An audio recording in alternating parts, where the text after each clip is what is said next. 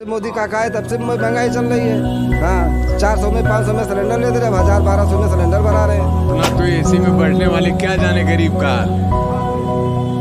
कि भूखा है कि प्यासा है कि क्या है क्या। देश का प्रधानमंत्री खुद बोले कि 80 करोड़ जनता को मैं राशन देता हूँ, खाना देता हूँ, फिर तो गरीबी कहाँ हटी हमारे देश की। 10 साल कैसे बेमिसाल हुआ, ऑल इज वेल कैसे हो सकता है आप बताएं। हम कुली हैं, हमारी बात को नहीं सुना जाता है, हमारे रोजगार को चौपट किया गया, कारपोरेट के हाथों में सारी चीजें सौंपी जा रही हैं और जो मजदूर वर्ग है वो तबाह होता चला जा रहा है। कौन सुनेगा इसकी बात को? विपक्ष खत्म कर दिया जा रहा है, जो सवाल खड़ा करेगा उसकी सवाल को सुना नहीं जाता है। इसे ऑल इज वेल कहेंगे? मैं तो नहीं मानता कि ऑल इज वेल हो सकता है, ऐसा मतलब हो सकता नहीं, हो सकता, कभी नहीं हो सकता। किसी की आवाज को रौंद दिया जाए, दबा दिया जाए, सुना ना जाए, ऑल इज वेल बोल दिया जाए, इस वेल वेल माना जाए तो वेल का मतलब बहुत अच्छा होता है। ये अच्छा नहीं है। ये देश का दुर्भाग्य है कि देश का प्रधानमंत्री बोले कि मेरे देश के 80 करोड़ लोगों को मैं राशन देता हूँ, अगले 5 साल तक दूंगा।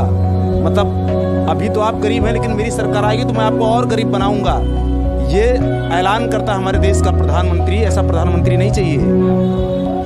वो कहे कि मैं आपके लिए ऐसा कुछ बेहतर लाऊंगा इस देश के अंदर कि 5 साल के पहले आपको राशन लेना बंद कर देना पड़ेगा, आपको राशन की जरूरत नहीं पड़ेगी, आपको हमारे आगे हाथ फैलाने की जरूरत नहीं पड़ेगी। ये हमारे देश के प्रधानमंत्री को बोलना चाहिए, बल्कि ये नहीं बोलना चाहिए कि आने वाले 5 साल तक मैं आपको राशन दूंगा। ये नहीं बोलना चाहिए। ये गलत है तो गलत है।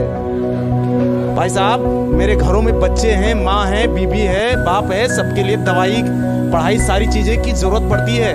5 किलो राशन से मेरा सब कुछ पूरा नहीं हो रहा है। मेरा बच्चा कैसे फॉलो करेगा बताइए? मैं अपने बच्चे को रोटी नहीं दे पा रहा हूँ, मैं अपने परिवार के लिए खुराक नहीं दे पा रहा हूँ, और आप मेरे बच्चे वही कंपटीशन उसी तरीके से करा रहे हैं। और आप ये कहते हैं कि आपका बच्चा पढ़ने में ठीक नहीं है। जो पढ़ने में ठीक है बच्चे, उनको लिया जा रहा है। अरे आप व्यवस्था तो तय कीजिए।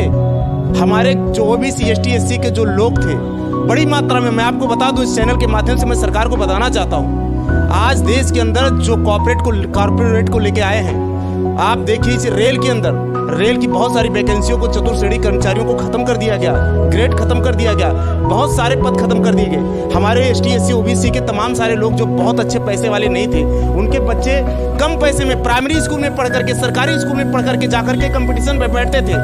उतना हाईएस्ट कंपटीशन नहीं बीट कर पाते तो कम से कम चतुर्थ श्रेणी कर्मचारी तो जाकर के बन जाते थे। उनका परिवार आगे जाकर के अच्छा हो जाता था, वो अपने बच्चे को पढ़ा करके आईएएस बना लेते थे।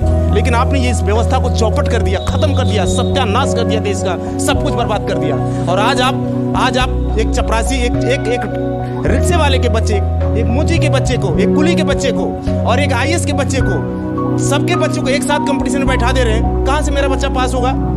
यानी परीक्षा की व्यवस्था एक और पढ़ाने की व्यवस्था अलग अलग। ये कारपोरेट का सिस्टम है। कारपोरेट नोट कमा रहा है और गरीब को और गरीब बना दिया जा रहा है। इनके पास रोजगार नहीं है कि ये कहीं जाकर के रोजगार कर रहे हैं। बाहर मार्केट में चले जाइए, आपको 5,000 रुपए का काम नहीं मिलेगा। सरकार ने कहा कि 5 लाख लोग जो अनथराइज्ड तरीके से बिजनेस कर रहे थे, उनके बिजनेस पर जो है मोदी सरकार ने जो है रोक लगाया, धावा किया, जांच किया, तमाम सारी चीजें। आपको हम बता दें कि वो जितने लोग अनथराइज्ड लोग थे वो भी हमारे देश के लोग थे। परिवर्तन तो होना ही चाहिए। परिवर्तन ये इस हिसाब से देश नहीं चल पाएगा।